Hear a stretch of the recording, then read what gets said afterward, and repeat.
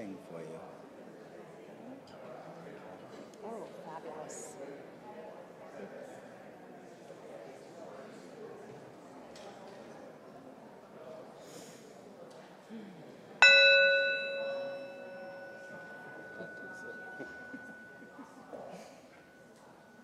Good morning. Welcome to the First Unitarian Church of Providence, where we love beyond belief. My name is Erica Russley, and I will be the worship associate today. Now we will begin our time of greeting. Stand if you are able and say a warm welcome to your neighbors, or exchange a warm welcome with your neighbors. Which we have already been doing. We were going to have the prelude first. Right. So. Oh, I'm sorry, I messed it up. Sorry. So we'll do the greeting. Okay. Then she'll play, and then we'll light the chalice, and we'll be right back on schedule. Thank you. But no, this is all part of learning. So. Yeah. I have so many notes here. Yeah. Just take it. I'm right here with you. Thank you.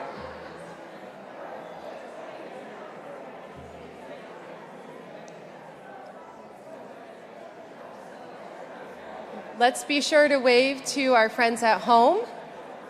Welcome them as well. You gotta kind of yell at them. Hey everybody, good morning. Say hi to the cameras, to everyone at home. Excellent, and now please do be seated for our lovely prelude.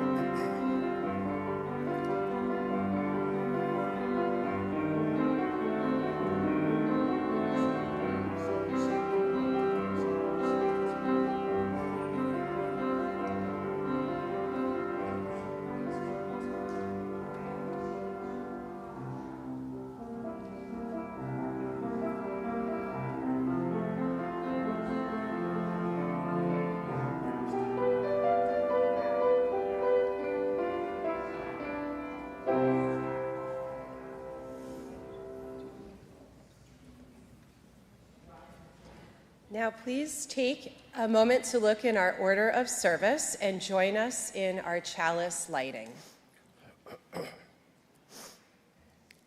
This light burns also in our hearts, and it lights our path towards harmony, justice, and hope for all. Let us pray. Friends, as we gather in prayer in the protective shelter of this beloved community, let us pause a moment and gently turn back the outer layers of ourselves and look beneath the surface in our inner depths. May we recognize the joy the deep spiritual connection that we have with this, our beloved faith community. May we celebrate how we delight in each other, how we share each other's joys and sorrows, triumphs and heartbreaks. Although we find ourselves in a broken world, we believe that healing is possible. May we recognize the universal yearning in all human hearts for belonging, peace, justice, and security. And may we see that in each heart there is also an immense capacity for love. May we not be complacent, but find our voice to reaffirm our commitment to a higher moral ideal, the sacredness of life, the sacredness of community.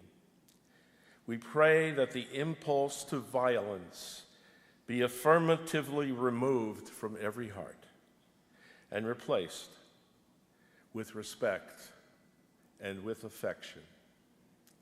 Amen.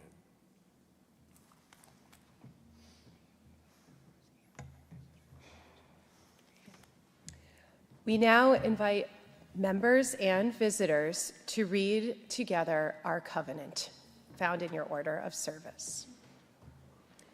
We, the members of the First Unitarian Church of Providence, with respect for the worth and dignity of each person, with wonder at the light we know by many names, and with gratitude for our deep connection to each other and to the larger web of existence, covenant to walk together in our search for truth, seeking the paths of wisdom, compassion, and justice.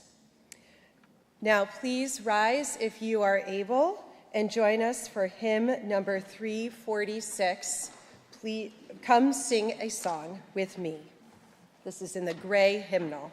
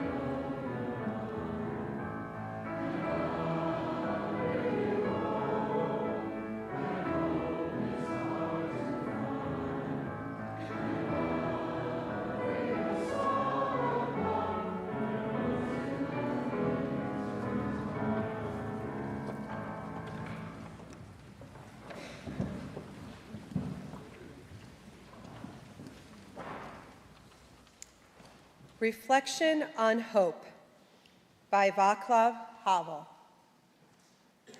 But history is not something that takes place elsewhere. It takes place here. We all contribute to making it. If bringing back some human dimension to the world depends on anything, it depends on how we acquit ourselves in the here and now. The kind of hope I often think about, especially in hopeless situations like prison, is, I believe, a state of mind, not a state of the world. Either we have hope within us or we don't. Hope is not a prognostication. It's an orientation of the spirit. Each of us must find real fundamental hope within ourselves.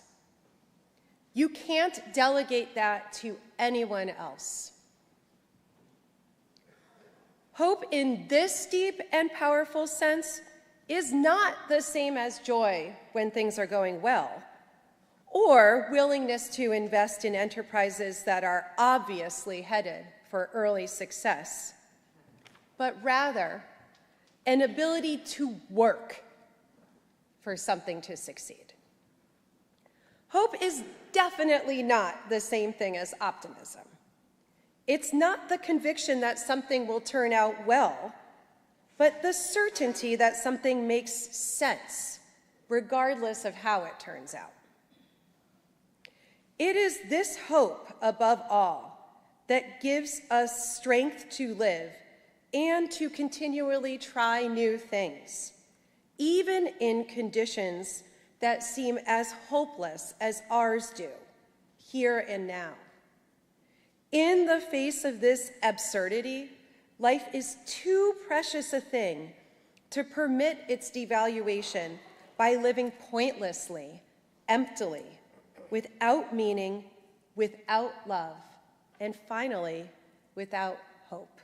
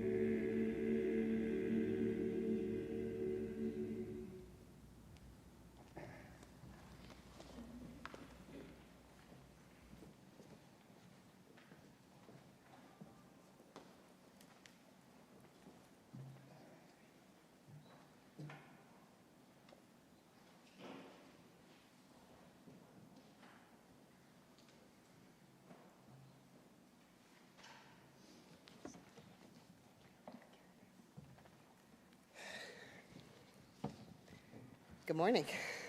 My name is Suzanne Austin. I have to admit I'm a little nervous to be in front of you this morning, but I'm here to speak to you about why this church is important to my family and why we pledge. So it got me up here. Growing up, my partner James and I had extremely different experiences with organized religion. He was raised outside of any church, and I was raised deep within the Catholic Church. But by the time we met, I wasn't practicing, and I didn't identify as a spiritual or religious person. And we were together for 10 years before we felt the need to look for a spiritual community. On the brink of turning 30, I found myself grappling with some major life changes. I had lost my only sibling, James and I got married, and we were beginning our parenting journey. And this paradigm shift drove me to seek out the answers to those big life questions, like, how do I raise a kind and caring human while also trying to be a kind and caring human? We attended our first service here on Martin Luther King weekend, January 2012. A lot of you were here for that. And this church has become a major part of our family ever since. Here we found a place that shares our values of equality and love, social justice, the beloved community, and respect for our connection to the earth.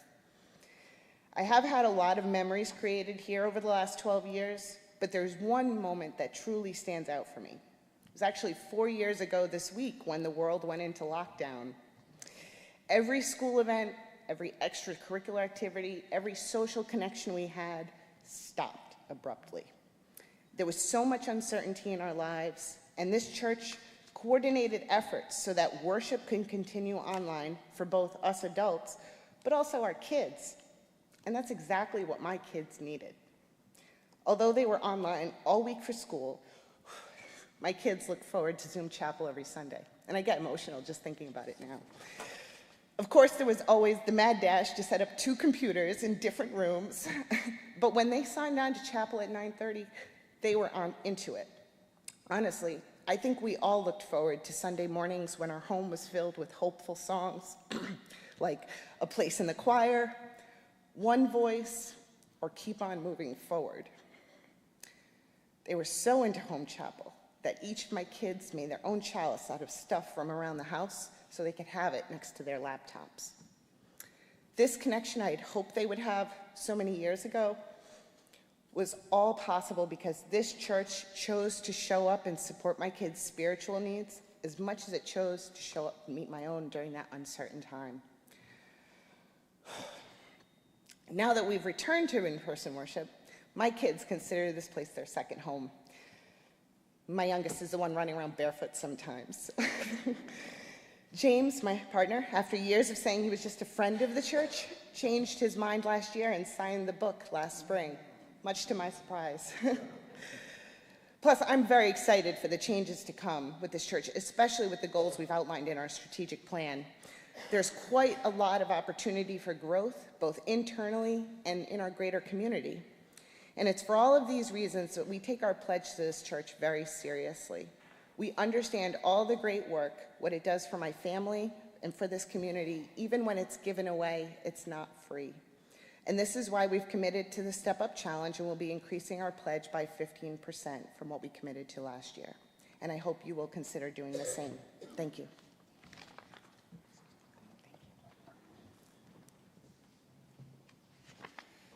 Welcome to the season of reflecting on our giving. This is the day we have been given, and what a joy it is to know we'll have an extra hour of daylight at the end of today. The good news about the clocks, right? Now, we will share the joys and sorrows that we bring into this beloved community.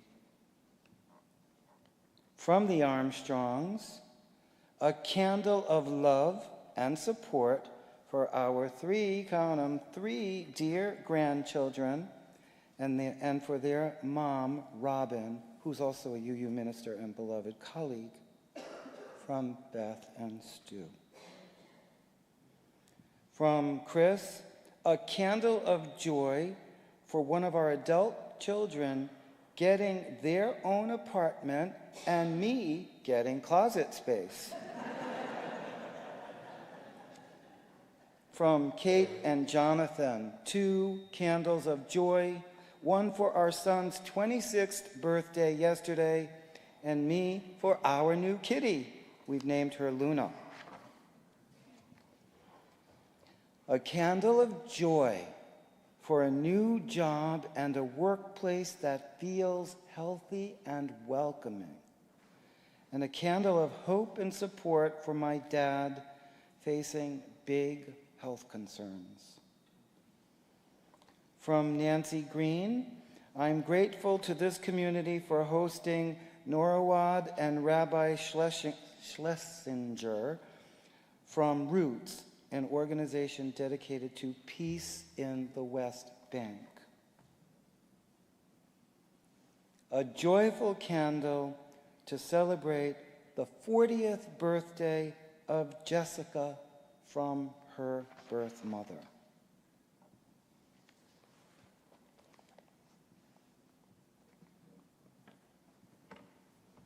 I'd like us now to turn our thoughts toward meditation and prayer and personal reflection. Remember, at the end of the meditation, you are invited to stand or raise your hand if you've lost someone this year, so that we can honor and pay tribute to those loved ones.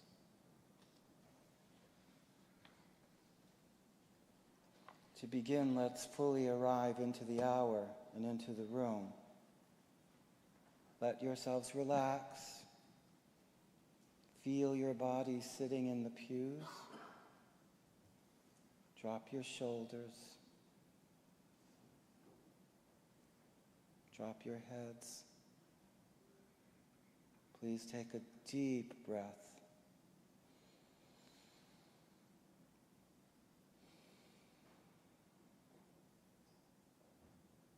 Let yourself relax, and one more breath.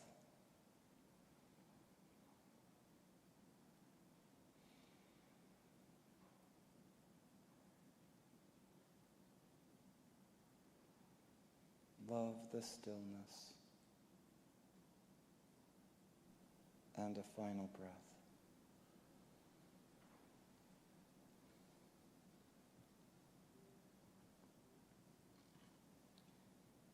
These words are called Democracy's Benediction from the Reverend Lucas Hegart. They kind of remind me of slam poetry. I thought this was great for today. We are democracy, unruly, unfinished, unrelenting. People of rebellious joy taking to the streets, underground resilience, resisting complacence, the pleasure of activism, organizing into simple hope. We are democracy, people of principles taking on principalities, witnessing the worth of those called unworthy, justice just now gaining ground, integrity of interdependent existence extending, living democracy in heads, hands, hearts. We know that democracy can die, ossify, brittle byproducts of bygone idealists, plotting, politicians pirating votes, corporations cannibalizing our care for the world. Look, it can wither, distend, come to an end. Democracy.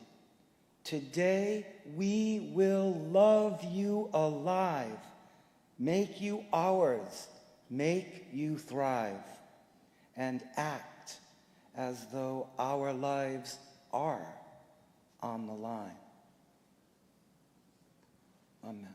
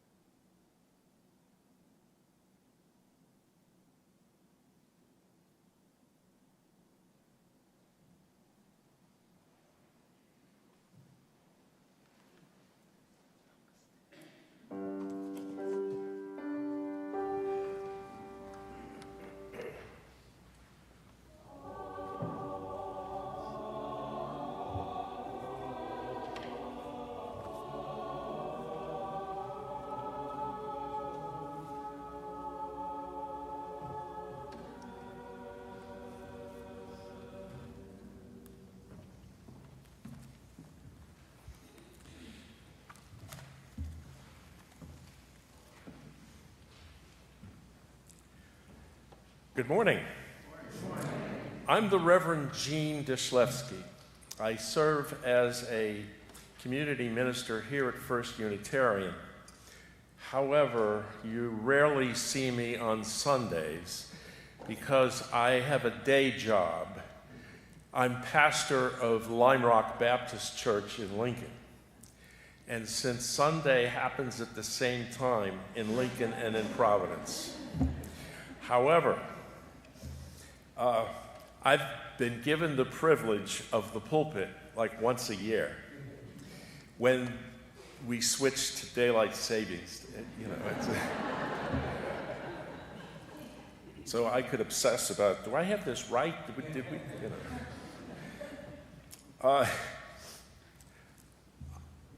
I'm also the president of the Rhode Island State Council of Churches, and as such involved in a number of different legislative ministries concerned about public safety, concerned about immigration, concerned about environment and reproductive rights and the whole. Today's focus, however, is on gun safety. And I think it's important to share that with you here because this congregation has a history of weighing in and influencing a number of things, a number of social justice issues over the years, beginning way back before my time, way back in colonial days with abolition, and then going on to women's suffrage, and going on to voting rights and marriage equality, and on and on. Those were, to a great degree, successful campaigns, and they took decades, and they took work. So I just want to share it with you, a congregation that has a history of influencing social justice issues. But let me talk about our focus a little bit. And actually, the focus is on public safety. And we want to get weapons of war off the streets. And we're pleased to partner with advocacy groups such as the Rhode Island Coalition Against Gun Violence, Mom's Demand, Unitarian Legislative Ministry. And so to talk a little bit about our focus, I'm going to invite Tony Moratini, the volunteer Rhode Island chapter leader for Mom's Demand Action for Gun Sense in America. Tony will introduce the topic of our legislation focus.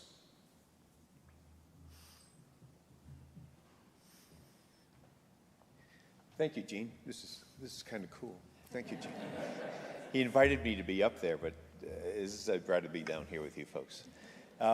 So a couple weeks ago, actually a couple months ago, Gene said, "Do you want to come to the Unitarian Church and say a few words and speak to the folks?" And I said, "Yes, of course," because as Gene said, I'm familiar with your advocacy and your history and tradition of getting involved. Melissa and I have been partners for a couple of years. And my wife, I realized when I walked in here, my wife actually spoke here a number of years ago with the reproductive health care fight. So that had to be 6 or 7 years ago. So thank you. So I said yes, of course, immediately. And then he said, okay. We spoke another month later. And he said, okay, so you'll have the first 5 minutes or so of the sermon. And I said, sermon? What do you mean sermon? And he said, no, sermon. So I thought about it a little bit, and I thought, sermons are just speaking with you all anyway. You're the same people. It's the same topic. I know with friends, so here we go. So thank you. If I hadn't said that already, thank you very much. Interestingly, what I'm going to talk about is sort of why I do what I do and sort of some of the things we've done and some of the things we hope to do. And the theme of what I'm going to say dovetails perfectly with the words about Václav Havel and hope, and doing things because you have hope. So let's get started. Last Tuesday, we'll start there. Last Tuesday at the State House, the Reverends Liz, Roger and Jean gathered with over a dozen other faith leaders from across faith traditions to demand the General Assembly pass the assault weapons ban and the safe storage bills that are currently making their way through the legislature again. It was a very powerful gathering. And a gathering of this large and diverse a set of faith leaders, we believe, was unprecedented for any given issue in the state of Rhode Island. There were 12 or 13 present and another 2 that weren't that weighed in. So it was an enormous group of faith leaders. And it was a lot of work, especially for our faith lead, Bruce Daigle, who pulled it together. It was worth every minute, though, because it didn't stop there. Many of them are going to be testifying, we learned now, on back-to-back nights this week. They decided to stick around afterwards and stay together on this issue and push hard on this issue. And I'll tell you, my testimony is going to refer to them. I'm going to look at the judiciary members and say, your leaders were here calling for this. You have to do this. So why am I telling you all this? What does that have to do with all this, that gathering? It speaks to why I do this. I'm a huge believer in action conquers fear and hope in doing something. Yeah, I'm mad and I want things to change. It's why we all do advocacy, right? Something got us angry, something got our ire up, and we want to make sure we do change. You have to do something. Pulling Tuesday off was a long shot. Getting any 14 people to gather to agree on anything is virtually impossible. Getting 14 faith leaders across faith traditions, and when I say across faith traditions, we had an imam. It almost sounds like a joke. An imam, a rabbi, and a bishop. They didn't walk into a bar, but they did walk in to the State House that day to call for the passage of the assault weapons ban and safe storage bill. We want to make it really hard, really uncomfortable for our leaders to not act, to make it so that they go against their own moral impulses, to not act. Make it uncomfortable, and make it a drumbeat. Keep coming at them. Keep trying things. That's what hope is about, right? Keep trying things until they stick, until something works. I'll tell you, Tuesday stuck. The president of the Rhode Island Second Amendment Coalition, a guy who those of us who've been up in the State House a bit and have heard speak, who will comment on the height of a telephone pole. He is not shy. Didn't comment on this when approached by the press. He did not want to say anything. This stung. This gathering of these faith leaders made a difference. It stung. So yeah, I'm mad. I'm mad. We live in a place where being in public is a risk. We're going to the movies, you feel a twinge of fear. Remember we used to go to the movies and look for exit signs in case there was a fire, like the good old days. Now we look for exit signs in case we have to duck and run. But I'm especially mad at the people in the State House who are supposed to have the moral and political coverage to do what the majority of us want them to do. Time and time again, the polls and the people tell them, you need to do this, and they won't act. But we can make a difference. We can make it as uncomfortable and difficult for them to remain silent, for them to do nothing. There's a quote that's been attributed to a bunch of different people, Edmund Burke. I heard it attributed to Lincoln. It really doesn't matter who said it first. And I'm sure you're all familiar with it, and it's something that keeps coming back to me when I think of not doing something and slowing down. And it's, the only thing necessary for the triumph of evil is for men of goodwill to do nothing. The only thing necessary for the triumph of evil is for men of goodwill to do nothing. It's kind of a corollary to action conquers fear, right? We must do something. We cannot do nothing. I'm going to end with this story as sort of a motivating lesson for us. And it speaks to one of our leaders, why he did something very extraordinary, why he didn't do nothing. 2 years ago, the large capacity magazine ban passed. I'm sure you all remember that. And it was a really tough battle. It was a tough battle almost on a level of the assault weapons ban, right? It was very, very energized on both sides. To get that large capacity magazine ban wouldn't have happened if Senate President Ruggiero hadn't done some extraordinary things. President Ruggiero at the time had an A rating from the NRA, right? He was one of the good guys for them. He proudly talks about being a gun owner and so forth. But 2 years ago, he did a couple of extraordinary things. First, he voted ex officio in the committee meeting, the Judiciary Committee meeting. It didn't work. They tied. A tie in committee is like a no. It's a washout. But he wanted to get the ban passed. So he exercised the Senate rule that's seldom exercised. It allows the Senate president, still in place now, by the way, this rule, it allows the Senate president to go across the building to the House, grab a bill that's already been passed, bring it back to the Senate for immediate consideration. That means no hearing. We're going to put it on the floor. We're going to talk about it. And we're going to vote. That's extraordinary. After 3 hours of debate, the large capacity magazine bill passed 25-11 in the Senate. It wasn't close, 25-11. Now, coincidentally, this year, the assault weapons ban has 25 co-sponsors in the Senate. Same number of people. If it went to the floor right now, there'd be at least 25 votes in favor. So after all this, we still ask each other, why did he do that?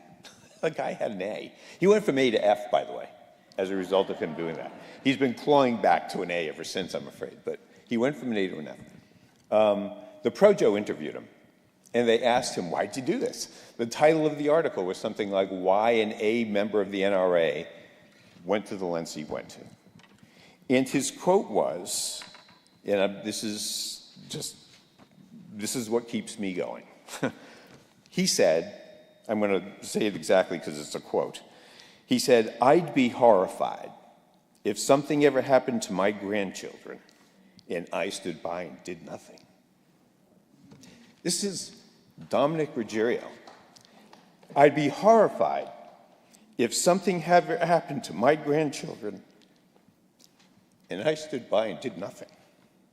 I'm grandfather. I couldn't have said it better. And this is Dom Ruggiero. He'd still be horrified if something happened to his grandchildren and he stood by and did nothing. We have to remind him of this. This is going to be part of my testimony this week, too. That ban, by the way, that large capacity magazine ban was just upheld in the federal courts. I don't know if you saw that. So we're doing the right things and we're doing it the right way. So we got to keep doing something because as people of goodwill, doing nothing isn't an option. Thank you all for your passion and advocacy. I'll be around later because if there's something I like even more than talking, it's having free coffee. And I'd love to hang out with you guys for a little while. Now I'm going to invite Jean back to give the real sermon. So thank you all.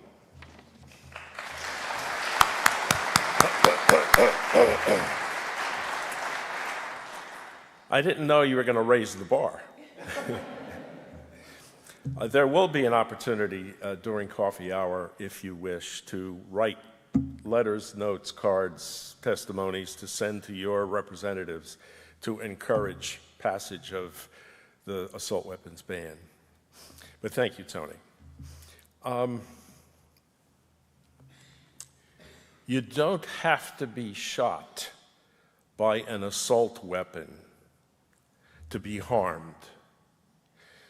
You don't have to be shot at by an assault weapon to be harmed.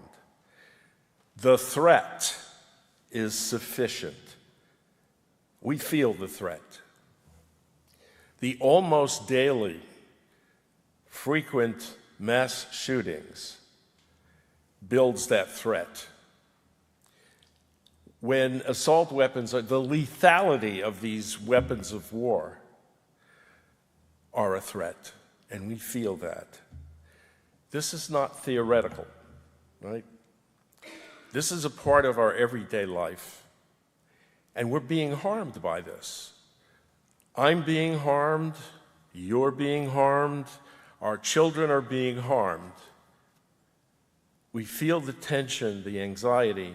There is a threat. Now, the prayers and the thoughts and the memorial services, and, we've done that, but they are no longer consoling. The shooting needs to stop. Now, the anxiety we feel with each incident, followed by false promises, is having an impact. There's a frustration in seeing each time that there's no effect, no change. And that kind of builds the anxiety. Not only am I threatened, but my saying that is just ignored. But incidents happen frequently, and our anxiety builds, right? Now, if your life happens to be, if you've been touched directly by the loss of a loved one in a shooting, then I encourage you to continue to seek healing. And I encourage the community, let's do what we can to embrace these people and help with their healing. However, I kind of fall into a different category, and I'm sure that most of us here, there's an indirect impact. The residual background anxiety, right? When an incident occurs and comes to my attention, the anxiety goes up. If we're basically sensitive people, and we respond with a degree of empathy, right? And our anxiety goes up when a mass shooting is brought to our attention. Especially when the lethality of the weapons that are used are explained. Like, wow. And time is a factor. We usually don't have, and I don't know what the timing would be, but we usually don't have enough time to kind of come down from an event that was frightening, terrifying, horrific, when another one happens. So each time, our anxiety goes up. And just as we're ready to go down, it goes up again. And then we get to a point where, when we're relaxed, we're pretty far away from not being apprehensive, because the new normal is anxiety, and that's not good. That's hurting us. That's hurting everyone. But it's that anxiety that I want to talk about, and the style of advocacy that I'm recommending requires you to recognize that apprehension, that anxiety. We need to avoid being indifferent or repressing, but to hold the tension. The anxiety that is ignored is anxiety that we transmit, and we drive each other crazy, right? Anxiety that is recognized, anxiety that is acknowledged, is anxiety that is transformed. Doesn't disappear, it's transformed. And that's what we want to accomplish. We could do something to address that. We can't make it go away, all right? But leaving it alone just builds, and if we don't pay attention to it, it doesn't mean we don't transmit all this nervousness, right? So, I want to talk about advocacy as a healing process, rooted in hope. In the tradition of Tolstoy, Gandhi, Martin Luther King, Václav Havel, it's a process of healing for the traumatized. It's a process of healing for those of us who are anxious citizens. It's a process of healing for the people in power, and a process of healing for the whole community. And I think I think Havel's life is an example of how he did this and how we can do this. If we go back to that reading on hope, Václav Havel was a Czech playwright, and he wrote plays about humanity, about human values, about dignity, and he would take a swipe at the communist government in the meantime. Well, they of course didn't like this, and when he produced his play, it would run for a day or two, and the government would show up, shut it down, and put him in jail, which gave him an opportunity to write the next play, which is what he did. And so he writes the next play, and he gets out of jail, he produces it. On opening day, the government comes in, shuts it down, puts him in jail. So you get that. He does this a couple of times. But when he was in jail, he made the comment, "It only looks hopeless." Only looks hopeless. He believed that you do the right thing under every condition. You do the right thing regardless of how it turns out. That you have a belief, not in the exactly what you're going to accomplish, but you have a sense that the conviction that something will make sense regardless. And then you step forward and witness to your values. So that's what he did. As a matter of fact, the impact that it had, and Czech society was ready for this, but the impact that it had is the Czech people identified with his vision, and his vision of humanity, and his vision of daily life, and it was clear that the government was struggling to try and get any support. And in time, communism collapsed, and Havel ended up being the first president of the Czech Republic. Now, there's no way that he was going to predict how that was going to unfold. But what he believed is that he would do what he could, and good things this would somehow work out, and it did. And I think that's what we're invited to do.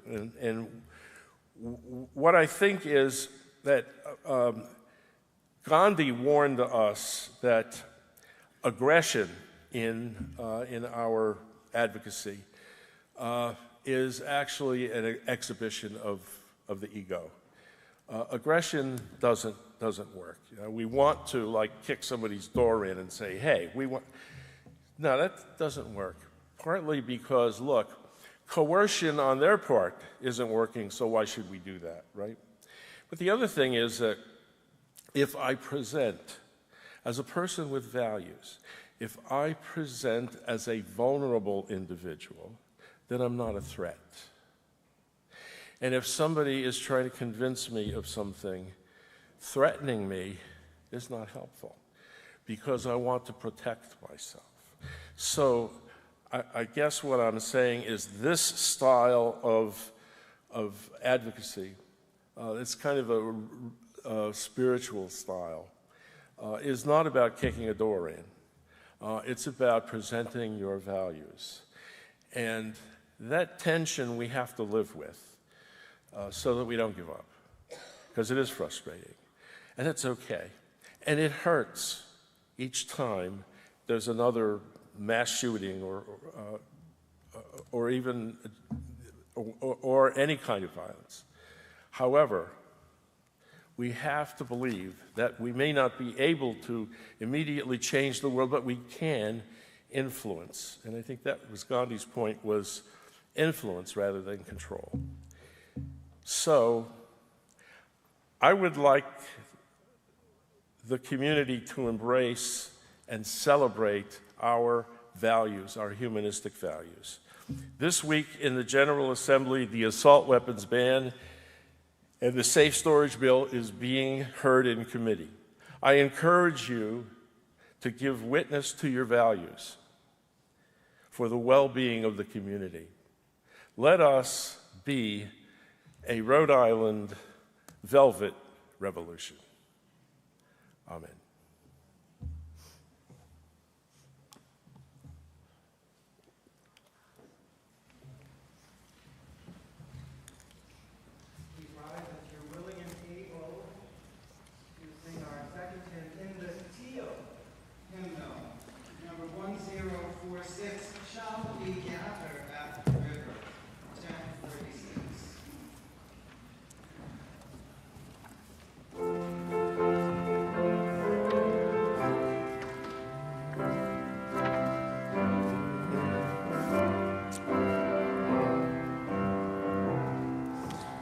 Shall we gather at the river, where bright angel feet have trod, with its crystal tide forever flowing by the throne of God? Yes, we'll gather at the river, the beautiful river, gather with the saints at the river, flows by the throne of God. On the margin of the river, washing up its silver spray, we will walk in worship ever, the happy golden day.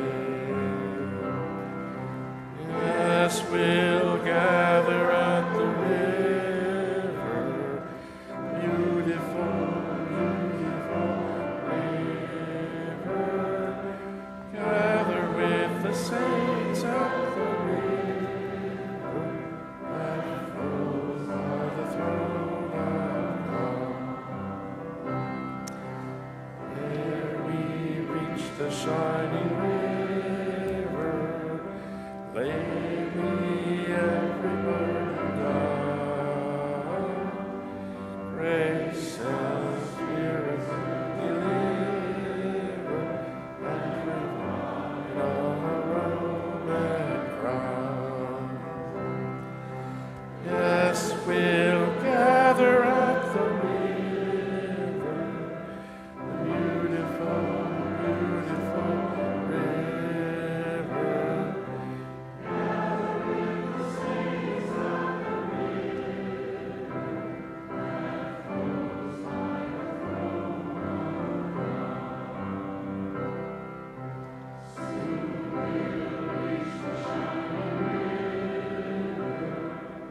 soon our pilgrimage cease, soon our happy hearts will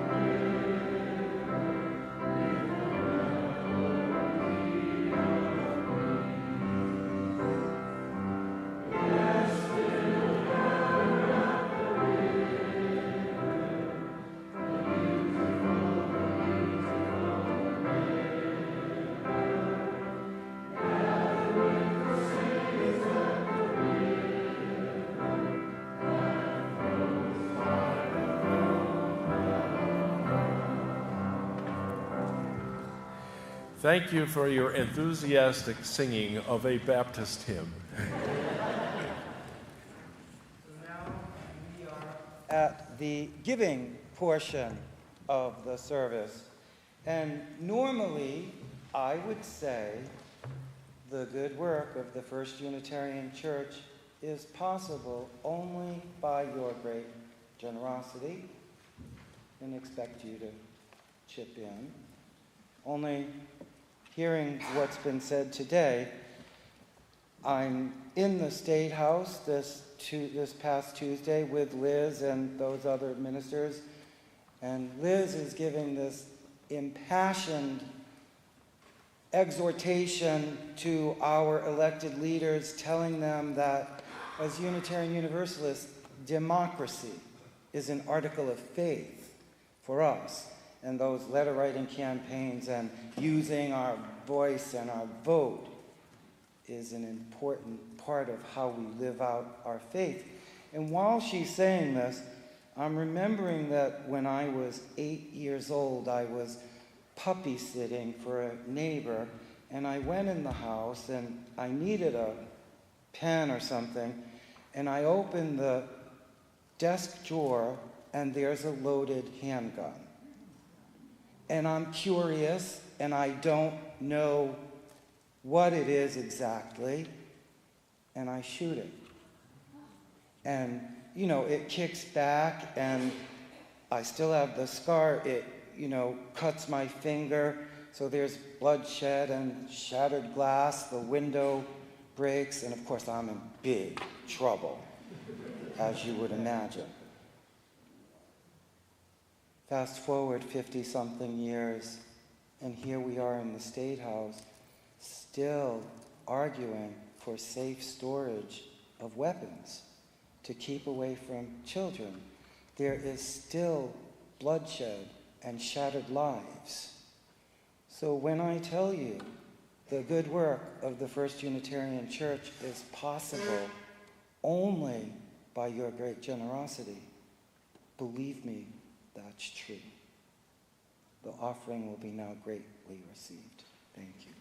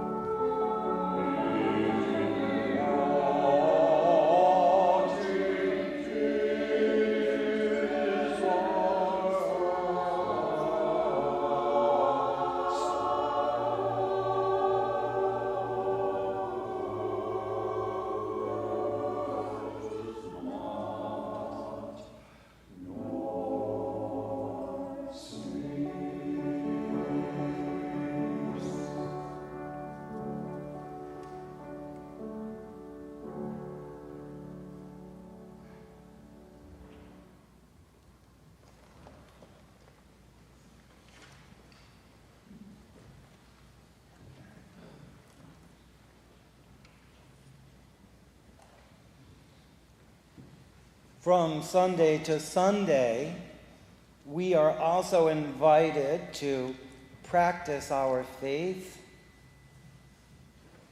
during the week with these invitations. Don't forget to sign up for the all-age, family-friendly potluck and game night. Do you remember those old play board games and eat and... Oh. It's happening this coming Saturday. And note that it's Saturday, not Friday. Saturday potluck this time. And this will be a great night of food and fun. Bring a dish to share and come join in the fun. There will be a variety of games for all ages, plenty of laughs, a little friendly competition. How you of us, right? Please call the office to register or follow the link from Friday's email. Near and dear to my heart, don't miss today's Care Talk. You know I'm going to go in the coffee hour and be yelling at you. Go upstairs. Today's Care Talk at 12 noon in the auditorium. We are all affected by substance abuse disorder, directly or indirectly, and we want to support those we love. Today, substance use disorder is a misunderstood and tragically stigmatized thing. So in today's talk, which will be facilitated by our own Michael Currier, who is a licensed clinician, we're going to discuss substance use, treatment, recovery, and rescue. Michael even has naloxone, or what's now known as Narcan, that he'll gladly distribute to those of you who ask for it, which would help you revive someone who's overdosing from opiates. Grab your coffee, bring your questions, the auditorium at 12 noon. And then finally, the Climate Film Festival will be held next Sunday, March 17th, also in the auditorium, beginning at 12:15. The program will feature a series of 10-minute films about climate change told from many different perspectives. There will be a brief intermission and refreshments. You can stay for as many films as you like. So please do. Next Saturday, food and fun. Today, where are you going to be at 12 o'clock? The auditorium, right? You're drinking coffee, I know, right? The auditorium. Thus endeth the invitations.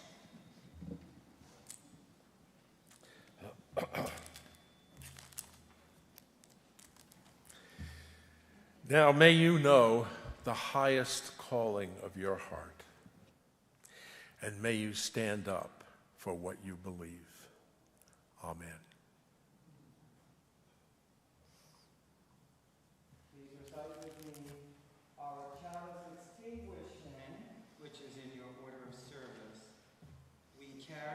Flame of peace and love and hope until we meet again.